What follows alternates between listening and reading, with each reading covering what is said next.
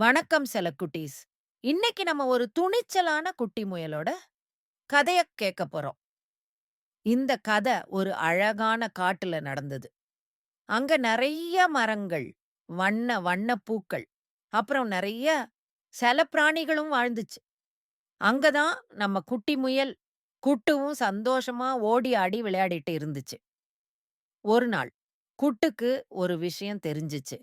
அது என்னன்னா, ஒரு குறும்புக்கார நரி ஊர் மக்கள் கஷ்டப்பட்டு வளர்த்த காய்கறிகள திருடிட்டு போகுதாம். இத கேட்ட குட்டுக்கு ரொம்ப வருத்தமா போச்சு. ஐயோ! எப்படி இவன தடுக்கிறது? அப்படின்னு யோசிச்சுச்சு. குட்டுவுக்கு ஒரு நல்ல யோசனை தோணுச்சு. ஆனா தனியா அத செய்ய முடியாதுன்னு தெரிஞ்சுச்சு. அதனால தன்னோட நண்பர்களான ஞானமுள்ள ஆந்தையையும், பலசாலி ஆமையையும் தேடிப் போச்சு. ஆந்தை தன்னோட பெரிய கண்களால எல்லாத்தையும் உன்னிப்பா கவனிக்கும். ஆமை ரொம்ப நிதானமா, ஆனா பலசாலியா இருக்கும். இந்த 3 நண்பர்களும் ஒண்ணு சேர்ந்து, அந்த குறும்புக்கார நரிய எப்படியாவது மடக்கி பிடிக்கணும்னு முடிவு பண்ணினாங்க. அவங்க 3 பேரும் உட்கார்ந்து ஒரு சூப்பரான திட்டம் போட்டாங்க. அந்த நரி எப்ப வரும்?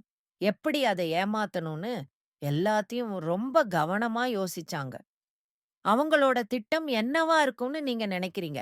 இது போன்ற கதைகளை கேட்க எங்களுடைய பேஜை லைக் பண்ணுங்க, ஷேர் பண்ணுங்க, கமெண்ட் பண்ணுங்க. பிடிச்சிருந்தா ஃபாலோ பண்ணுங்க.